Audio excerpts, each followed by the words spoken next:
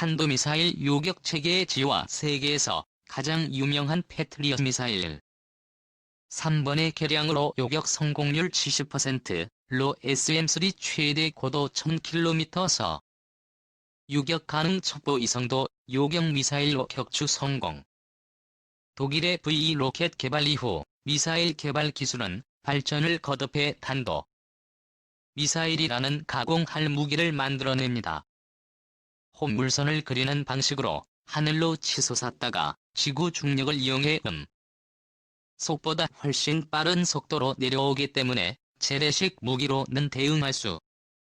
그래서 군사 강국들은 탄도미사일을 막을 수 있는 방패를 고민하기. 바로 반공 유도무기입니다. 26일 방위사업청과 국방기술품질원 등에 따르면 미국은 1954년 최초의 실전 배치 용지대공 미사일 나이키 에이젝스를 시작으로 1959년 나이키 허큘리스 세계 최초 탄도미사일 요격체계인 나이키 지우스 등을 잇따라 선보였습니다. 1960년에는 최대 40km 거리에 적 항공기를 요격하는 최초의 중거리 지대공 미사일 호크 미사일을 개발했습니다. 그러나 나이키 지우스조차 음속보다 훨씬 빨리 낙하하는 탄도 미사일.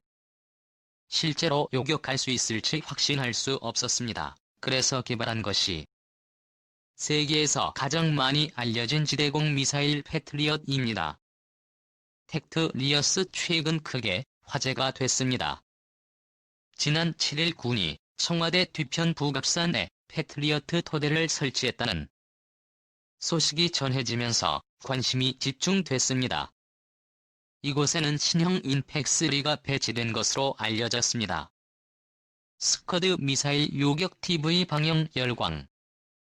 탄도미사일 개발에 사활을 걸었던 북한은 2018년 우리 군의 팩3 도입에 대해 무력 증강책동이라며 비난 성명을 내기도 했습니다.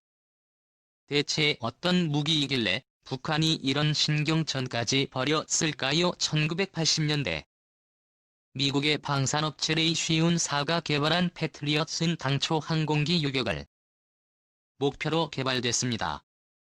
그러나 12초 안에 마하5에 도달할 정도로 빠른 속도를 갖춰 실전 배치된 패권은 레이더 성능을 개량해 최대 24km 고도에서 탄도미사일을 요격할 수 있도록 했습니다. 1986년에는 자국의 랜스 미사일을 요격해 성능을 입증했습니다. 요격 성능을 높이기 위해 패트리엇 1개의 포대는 레이더와 8개의 발사대로 패트리엇이 본격적으로 이름을 알리기 시작한 것은 백투부터입니다. 레이더 해상도를 더 높이고 GPS를 추가했으며 탄도와 근접 신관을 1991년 이라크를 침공한 사막의 폭풍 작전 당시 미군을 보호하기 위해 실전에 투입됐습니다. 이라크의 스커드 미사일을 요격하는 모습이 TV 전파를 타자 미사일 잡는 미사일로 불리며 인기가 치솟았습니다. 그러나 실제 요격률은 40% 내외로 확인되며 성능이 과장됐다는 지적이 우리 군도 2008년 1조 원을 들여 뒤늦게 독일이 사용한 중고 팩트를 도입했는데 2012년 한 미 공동 연구 결과 탄도미사일 요격 성능이 40% 미만으로 드러나 논란이 일었습니다. 그래서 2016년 우리가 새로 도입 결정을 내린 것이 팩3입니다.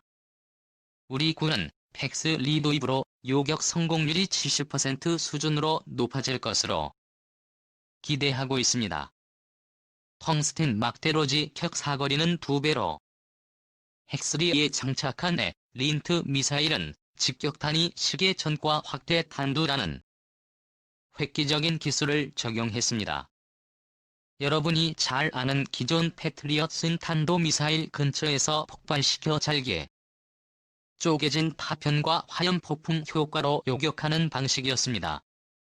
그러나 탄도 낙하 속도가 빨라지고 요격에 대비해 점차 두꺼운 장갑을 갖추게 되면서 한계가 드러났습니다.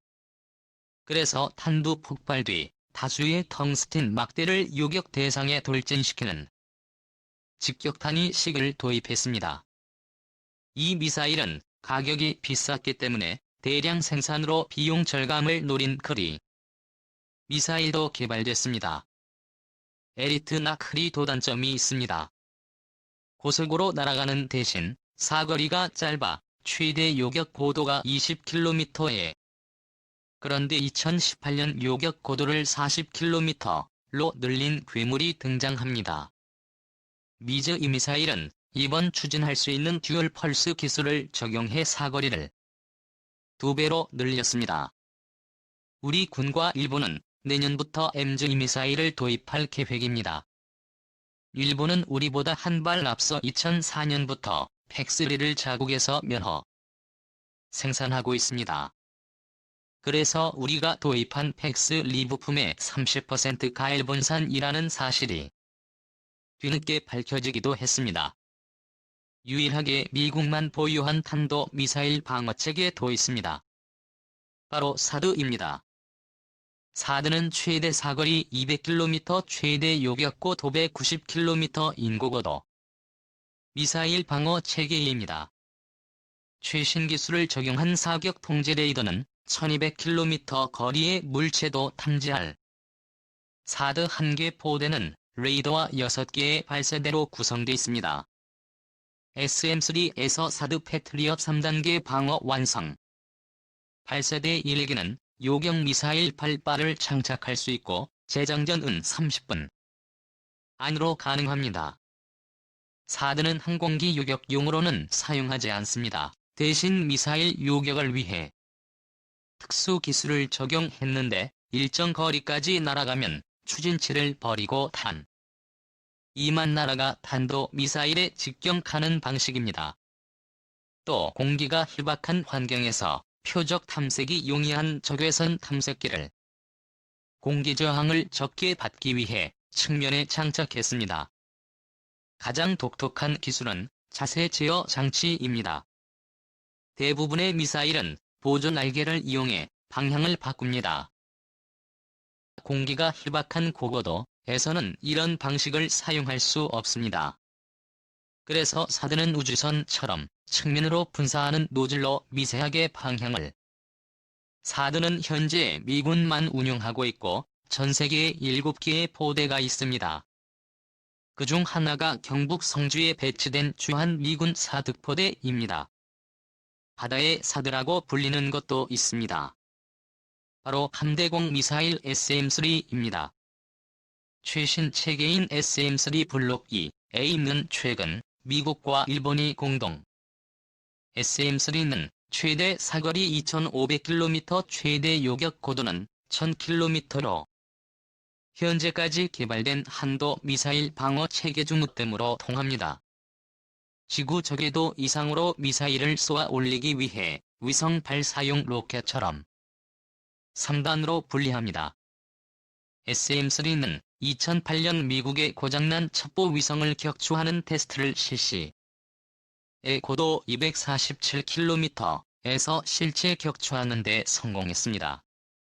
2015년까지 진행된 32회의 실험에서 요격 성공률이 90%에 이를 정도로 높은 성능을 입증했다고 합니다. 최신 체계 SM-3 블록 2A는 2015년 시험 발사에 성공했습니다. 이로써 대기권 바깥에서 탄도미사일을 방어하는 SM-3 대기권 아래로 내려올 때 1차로 방어하는 사드로 요격에 실패했을 때 사용하는 패트리엇 등 3단계 방어체계 구상이 완성된 겁니다. 일본은 2023년을 목표로 해상 발사용인 SM-3를 육상형으로 개조한 이지스 쇼 도입을 준비 중입니다. 하지만 우리 가사들을 도입했을 때처럼 논쟁이 이어지고 있습니다.